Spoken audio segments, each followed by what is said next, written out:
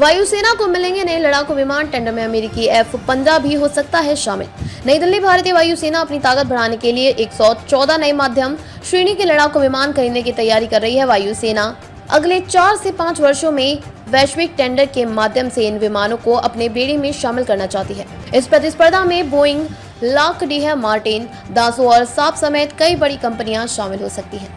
वैश्विक निविदा का हिस्सा बनने वाले विमानों में Rafale Gripen, Eurofighter typhoon, MiG-31 और अमेरिका F-16, F-15 विमान शामिल हैं।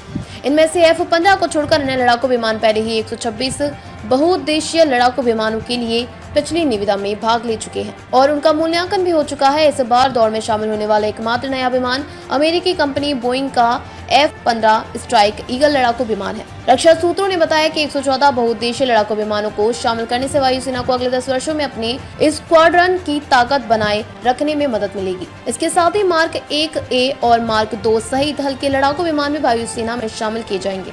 रक्षा सचिव राजेश कुमार सिंह की अध्यक्षता वाली उच्च स्तरीय समिति ने हाल ही में रक्षा मंत्री राजनाथ सिंह को अपनी रिपोर्ट सौंपी और वायुसेना को अपनी लड़ाकू क्षमताओं को बढ़ाने में मदद करने के लिए 114 बहुउद्देशीय लड़ाकू विमान प्राप्त करने की जरूरत जताई। सूत्रों ने बताया कि वायुसेना वर्ष 2037 तक लड़ाकू विमानों के 10 स्क्वाड्रनों को रिटायर करेगी। वायुसेना वर्ष 2047 तक 60 लड़ाकू विमान स्क्वाड्रन क्षमता हासिल करना चाहती है। उसका मानना है कि अगले 5 से 10 वर्षों में लड़ाकू विमानों के बेड़े में शामिल होने से 2 मार्चों पर युद्ध से निपटने की क्षमता और बढ़ेगी। उन्होंने कहा कि अगले 10 से 12 वर्षों में वायुसेना के बेड़े जगुआर, मिराज 2000 और MiG-29 बाहर हो जाएंगे। MiG श्रृंखला के पुराने विमानों को चरणबद्ध तरीके से हटाने तथा LCA मार्क 1 और मार्क 1A जैसे नए स्वदेशी विमानों को शामिल करने में देरी के कारण वायुसेना में लड़ाकू विमानों की संख्या में गिरावट देखी जा रही है।